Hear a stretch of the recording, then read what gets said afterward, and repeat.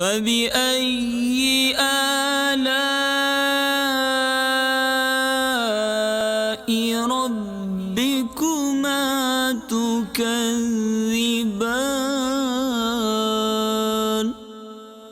ترجمہ کنز ایمان، تو اپنے رب کی کون سی نعمت جھٹلاؤ گے؟ الحمدللہ رب العالمین والصلاة والسلام علی سید المرسلین، اما بعد فاعوذ باللہ من الشیطان الرجیم، بسم اللہ الرحمن الرحیم۔ الصلاة والسلام علیک یا رسول اللہ وعلی آلک واصحابک یا حبیب اللہ۔ الصلاة والسلام علیک یا نبی اللہ وعلی آلک واصحابک یا نور اللہ۔ میٹھے میٹھے اسلامی بھائیوں، سرکار مدینہ راحت قلب و سینہ، صاحب معطر پسینہ صلی اللہ تعالی علیہ وآلہ وسلم کا فرمان با کرینہ ہے، اے لوگو، بے شک قیامت کے دن اس کی دہشتوں اور حساب کتاب سے جلد نجات پانے والا شخص وہ ہوگا جس نے تم میں سے مجھ پر زیادہ درود پاک پڑھے ہوں گے۔ صلو علی الحبیب صلی اللہ تعالی علی محمد۔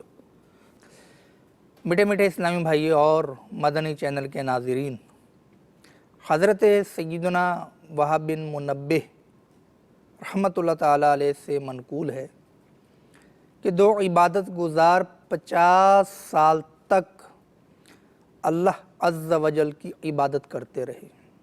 50ویں سال کے آخر میں ان میں سے ایک عبادت گزار سخت بیمار ہو گئے اور بارگاہ الہی میں آہوزاری کرتے ہوئے یوں التجا کرنے لگے کہ اے میرے پاک پروردگار، میں نے اتنے سال مسلسل تیرا حکم مانا، تیری عبادت بجا لایا، پھر بھی مجھے بیماری میں مبتلا کر دیا گیا، اس میں کیا حکمت ہے؟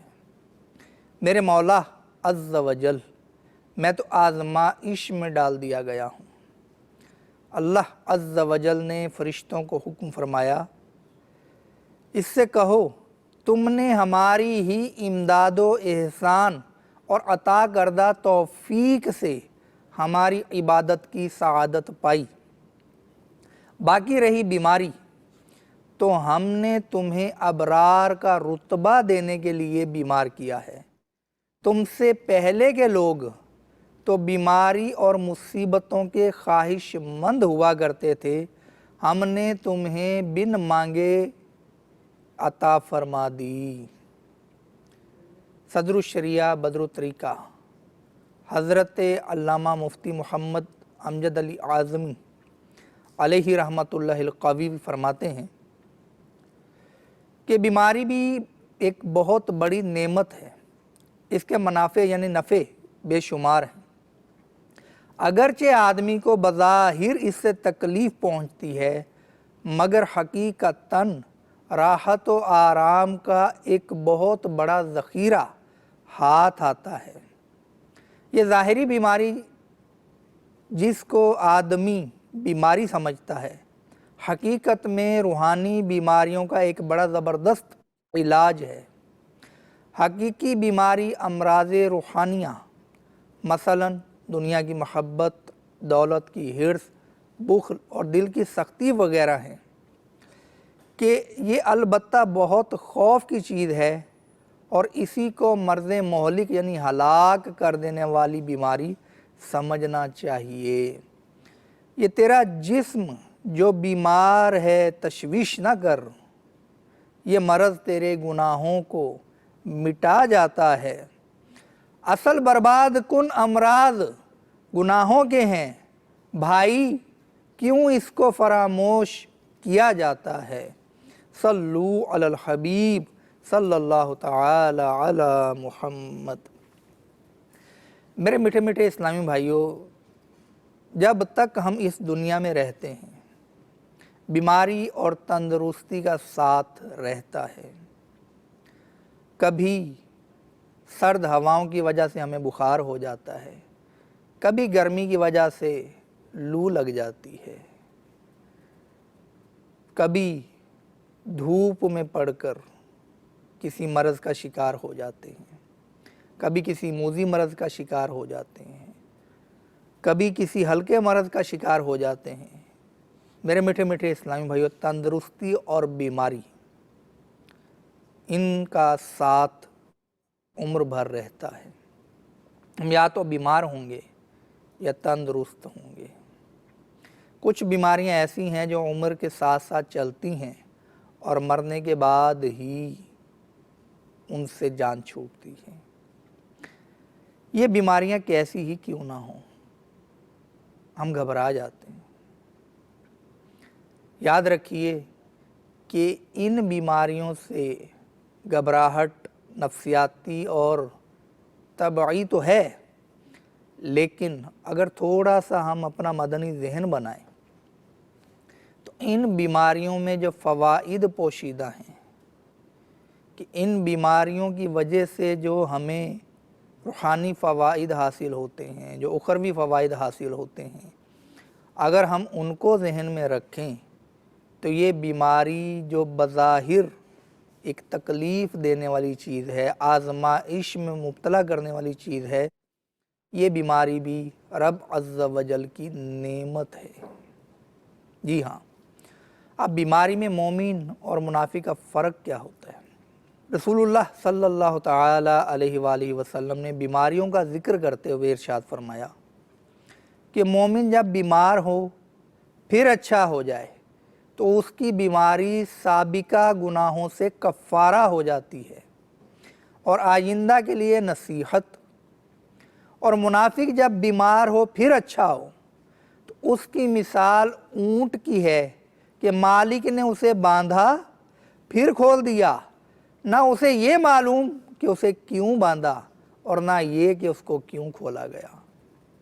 اور سچی بات ہے کہ جب ہم بیمار ہوتے ہیں تو خواہ کیسا ہی بے نمازی شخص کیوں نہ ہو، جس نے اپنے رب عز و جل کو کبھی یاد نہ کیا ہو، عیسیاں شعار ہو، عبادت میں اس کا دل نہ لگتا ہو، لیکن جب بیماری آ پڑتی ہے تو اس کے لب پر اللہ عز و جل کا ذکر آتا ہے، وہ اپنی تکلیف اور دکھ میں رب عز و جل کو پکارتا ہے، رب عز و جل کا ذکر کرتا ہے۔ حضرت علامہ مفتی احمد یار خان علیہ رحمت الحنان اسی حدیث پاک جو میں نے ابھی پڑھی کہ تحت مرآت شرح مشکات کہ جلد 2 صفحہ 412 پہ فرماتے ہیں، کیونکہ مومن بیماری میں اپنے گناہوں سے توبہ کر لیتا ہے اور وہ سمجھتا ہے کہ یہ بیماری میرے کسی گناہ کی وجہ سے آئی ہے اور شاید یہ آخری بیماری ہو جس کے بعد موت ہی آئے، اس لیے اسے شفا کے ساتھ ساتھ مغفرت بھی نصیب ہوتی ہے۔ جبکہ منافق غافل یہی سمجھتا ہے کہ فلاں وجہ سے میں بیمار ہوا تھا، مثلا فلاں چیز کھا لی تھی، موسم کی تبدیلی کے سبب بیماری آئی ہے، آج کل اس بیماری کی ہوا چلی ہوئی ہے وغیرہ وغیرہ، اور فلاں دوا سے مجھے آرام ملا، اور اسباب میں ایسا پھنسا رہتا ہے کہ مسبب الاسباب یعنی سبب پیدا کرنے والے رب عز و جل پر نظر ہی نہیں جاتی، نہ توبہ کرتا ہے نہ اپنے گناہوں میں غور۔ مرض اسی نے دیا ہے، دوا وہی دے گا، کرم سے چاہے گا جب بھی شفا وہی دے گا۔ صلو علی الحبیب صلی اللہ تعالی علی محمد۔ ہمارے اکابرین کی کیسی مدنی سوچ ہوتی تھی، ان کے پیش نظر بیماری کے فضائل ہوا کرتے تھے۔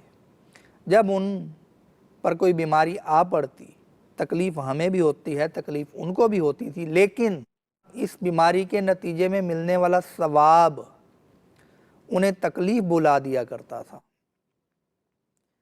چنانچہ حضرت سیدنا فتح موصلی علیہ رحمۃ اللہ ولی کی اہلیہ محترمہ رحمۃ اللہ تعالی علیہ ایک مرتبہ زور سے گریں جس سے ناخن ان کا ٹوٹ گیا، لیکن درد سے ہائے وغیرہ کرنے کی بجائے ہنسنے لگیں، مسکرانے لگیں۔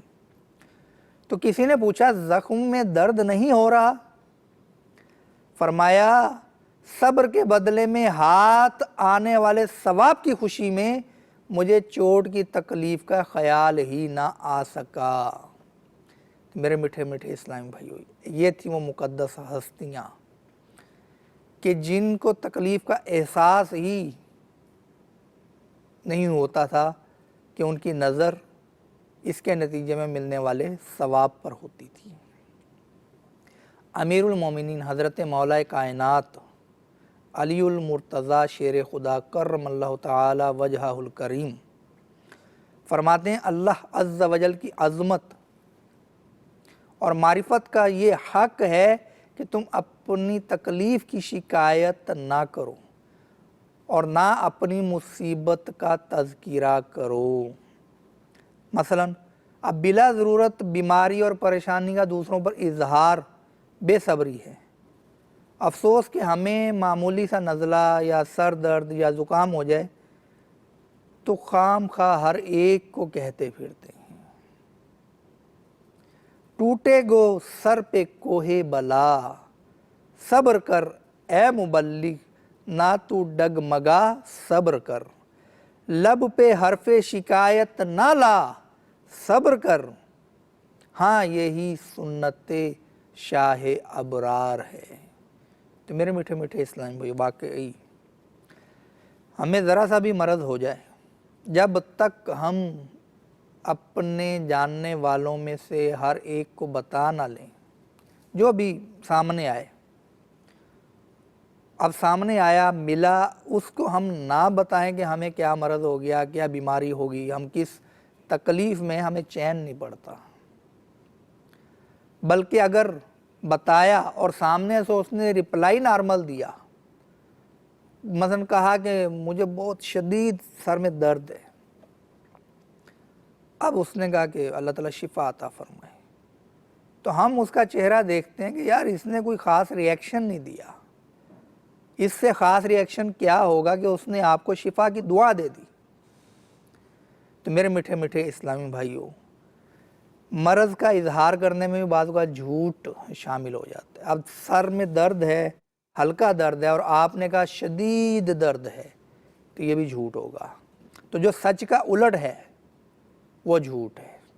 میٹھے میٹھے اسلامی بھائیوں، بیماری اور پریشانی پر شکوہ کرنے کے بجائے صبر کی عادت بنانی چاہیے کہ شکایت کرنے سے مصیبت دور نہیں ہوتی، بلکہ بے صبری کی وجہ سے صبر کرنے کا اجر ضائع ہو جاتا ہے۔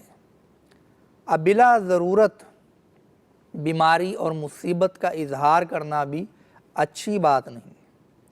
چنانچہ حضرت سیدنا ابن عباس رضی اللہ تعالی عنہ فرماتے ہیں کہ رسول اکرم نور مجسم صلی اللہ تعالی علیہ وآلہ وسلم نے ارشاد فرمایا کہ جس کے مال یا جان میں مصیبت آئی، اس نے اسے چھپایا اور لوگوں سے اس کی شکایت نہ کی، تو اللہ عز و جل پر حق ہے کہ اس کی مغفرت فرما دے۔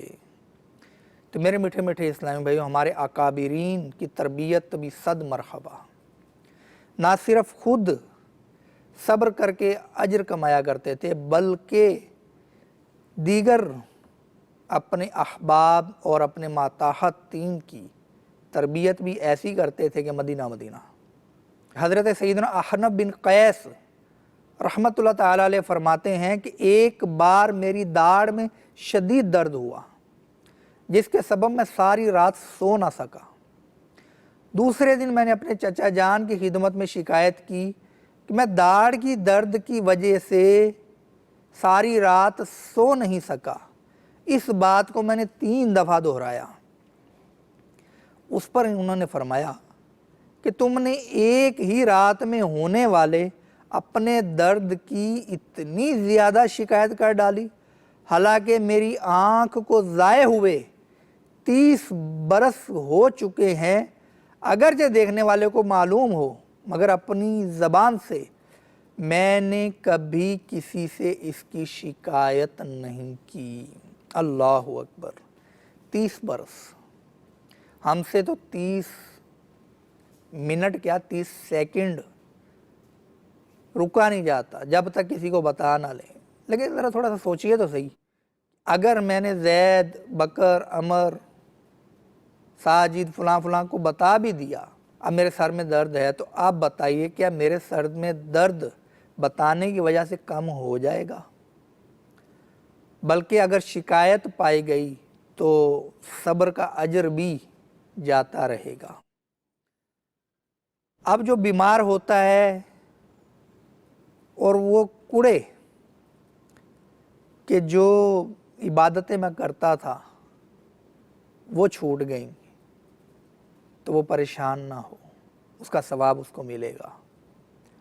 موطا امام مالک میں یہ حدیث نقل کی گئی کہ سرور عالم نور مجسم شاہ بنی آدم صلی اللہ تعالی علیہ وآلہ وسلم نے ارشاد فرمایا کہ جب کوئی بندہ بیمار ہوتا ہے تو اللہ عز و جل اس کی طرف 2 فرشتے بھیجتا ہے کہ جا کر دیکھو میرا بندہ کیا کہتا ہے۔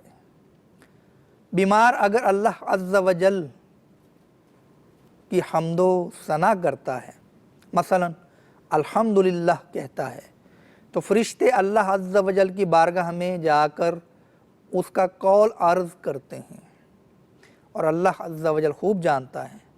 ارشاد الہی ہوتا ہے کہ اگر میں نے اس بندے کو اس بیماری میں موت دے دی تو اسے جنت میں داخل کروں گا، اور اگر صحت عطا کی تو اس سے پہلے سے بھی بہتر گوشت اور خون دوں گا اور اس کے گناہ معاف کر دوں گا۔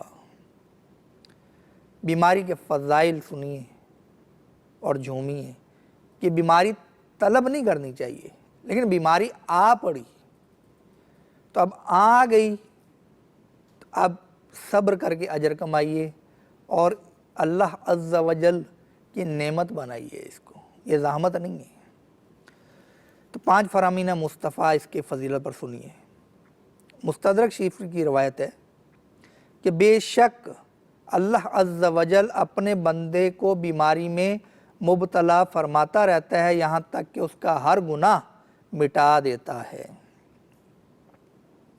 جب مومن بیمار ہوتا ہے تو اللہ عز و جل اسے گناہوں سے ایسا پاک کر دیتا ہے جیسے بھٹی لوہے کے زنگ کو صاف کر دیتی ہے۔